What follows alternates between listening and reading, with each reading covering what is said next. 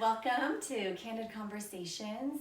We are here with Sam, my good friend. Hi. She's gonna allow me to ask her some questions. I'm grateful for her being here. We're gonna have a couple interviews a week, but if you haven't caught the prequels first, please do, so you kind of know the direction that we're going in. Yes, very important. Watch all three. Our hope is that we can grow as a church community to become more aware of areas of racial tensions, so that we can grow in empathy and compassion as the people of God, and ultimately be people of action, people who live out the gospel in every day. So the first question I have is, just so that we can get to know you better, is what is your heritage? So I am fully Chinese. I should take the 23andMe actually. But my family's culture is more, my dad's side of the family is from Japan, even though we're Chinese. My mom's side of the family, she came from Vietnam during the Vietnam War. So even though I'm fully Chinese, I have different mixes of like more cultural things besides just Chinese. But I've been born and raised here in America. Okay. And were your parents born here? No, neither of my parents were born here. My mom was born in Vietnam, and my dad was born in Taiwan. And they shuffled around with communism and fleeing from that, and that's how things got jumbled up. I knew that. I just wanted them to know that. Yes. It's a cool story. It's a cool story. Okay, so the question I'm going to ask is, has your race ever contributed to a problem or uncomfortable situation? Yes. So as long as I can remember, race has always been a factor in my mind. I grew up in a predominantly white neighborhood, white school, and our family was one of the, I would say one of the first Asians to be living in the city that I'm from Pleasanton. And growing up in the school system, it was all whites, and I had a very hard time making friends with anyone there, because I was often bullied for my race, for the way I looked. When I'd sit next to a student in class, they would constantly ask me like, oh, ting tong, what did I say in Chinese? Or just like, hey, Sam, look, Chinese, Japanese Christmas trees, look at these. And just feeling really alienated, even though I'm just as American as they were. They would ask me, where are you from? And I'd say, I'm from here at Pleasanton. No, where are you really from? I'm from Pleasanton. So the only friend I really made in school was the one other colored person in my school who was also happened to be Asian, but we connected because we both felt alienated and couldn't connect with the white folks that were there. So, yes. And at what point did you start having white friends? So, I don't know what it's like in other cultures, but in Asian American culture, there is a saying called whitewashed. And if you're Asian, you know what I'm talking about. So basically, the more whitewashed you are, the more approachable or more relatable you are to white people. So as I grew older, I just became more open in just being whitewashed, just being completely Americanized, like die to your culture, you are whitewashed, and it's surprising how many more white friends you make when you become whitewashed. So there you have it. So at what age were you when this was taking place? So about middle school, it was when I actually finally made friends of different minority groups. I got Middle Eastern, Asian, Hispanic, Black friends. It became a melting pot in Pleasanton in middle school, and that's when we were able to talk about race openly, and I felt like there were other people of color in my same class that can identify, but different perspective, different cultures of what it's like to grow up in America being colored. But, and my white friends being able to listen and just be there and just listen, even though they haven't experienced it. Yeah. Wow. So having grown up your whole life, not fitting into mainstream culture, and to the point of being bullied and picked on because of your race, that has to have some impact into your life today as an adult. And how does that play into your life today? Yes, seeing through a lens of color affects everything that I do today, my lifestyle.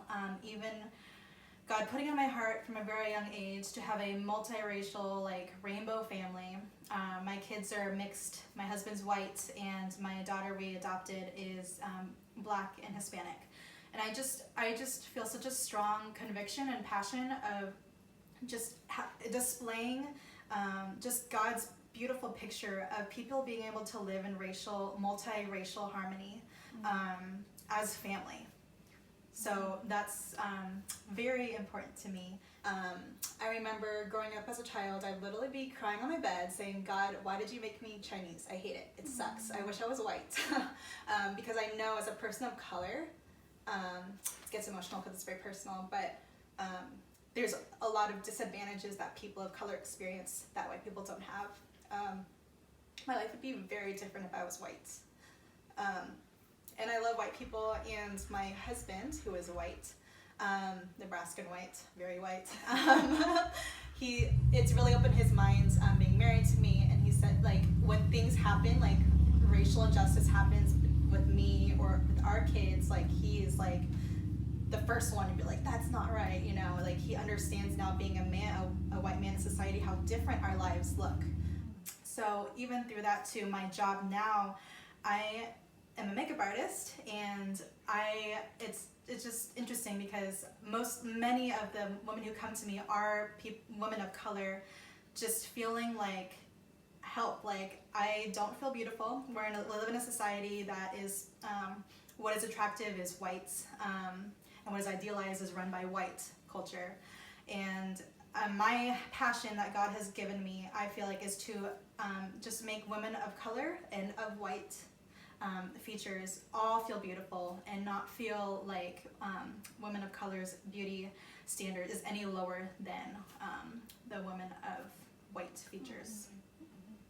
I love it. That's awesome. So my last question is, have you seen the church, or your experience within the church, have you seen the church aid the issue of racial reconciliation, or hinder the issue? And what has been your experience with that? So the church that I grew up in, I love it. They're still my family. But growing up, it was a predominantly white church led by predominantly white pastors and leaders. And so as a person of color, you just see that in the setting you are, you just don't look like everyone else, and you have a different perspective and experiences, a set of experiences, a lifetime experiences that these people have not experienced. And it's often like, it's from other people of color, it's not a safe place necessarily for them to feel like they belong to the quote-unquote like American Christian church. So the issue of race can be a barrier, especially when people there do not understand, nor if things of racial injustice were brought up, it would be a very touchy and uncomfortable subject. And because of that, it's created some walls. So I know a lot of my friends who are people of color and just don't feel comfortable with going to a quote-unquote Christian church for that reason. It needs to be a lifestyle of racial reconciliation, and not just like a one-time-a-year thing. And I know that comes through living in close proximity with people of different colors, or different looks, different viewpoints, different perspectives as us, to be able to just expand our mind and perspectives. I think it's really healthy. I tend to feel like cultural Christians live in this Christian bubble and are not comfortable with hanging out with people with different perspectives or thoughts or ideologies, and that comes with race as well. So my passion would be for the church, the body and the family of believers, to be a direct reflection of, like, a glimpse of what it'll be like in heaven, of people of all color, skin types, features, race, just being able to live as family and worship Jesus. And when it's predominantly one race, it's lacking the fullness of perspectives that come from people of different colors and cultures. So that would be my passion. Amen. Yeah. Awesome. Well, thank you for sharing. I hope, church family, that this has been helpful to get to know our sister Sam better, to hear her story, have just to be able to grow an understanding and empathy that the racial tension of our climate right now is very true and very real and very personal for a lot of people, even within our own fellowship. And we want to be people of compassion and empathy, but people of action too, who really seek to understand and to love and to embrace those who have been pushed to the margins of society. And so I'm thankful for you, Sam. I'm thankful that God is redeeming your story and giving you such a heart and such a gift for creating beauty for those who don't feel like they are, and you can take how God has made them and just demonstrate the beauty that they are in how God created them to be.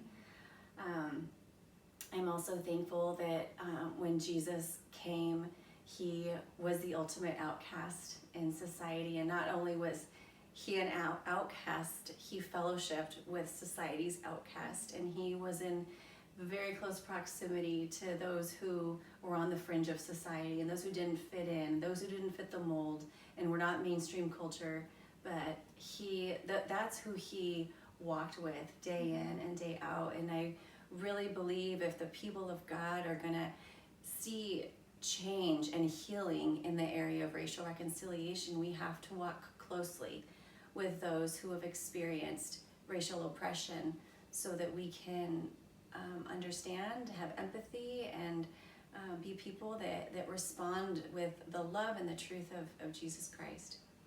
So Amen. thank you again for joining us, and stay tuned. We will join up soon with our next interview. Thank you.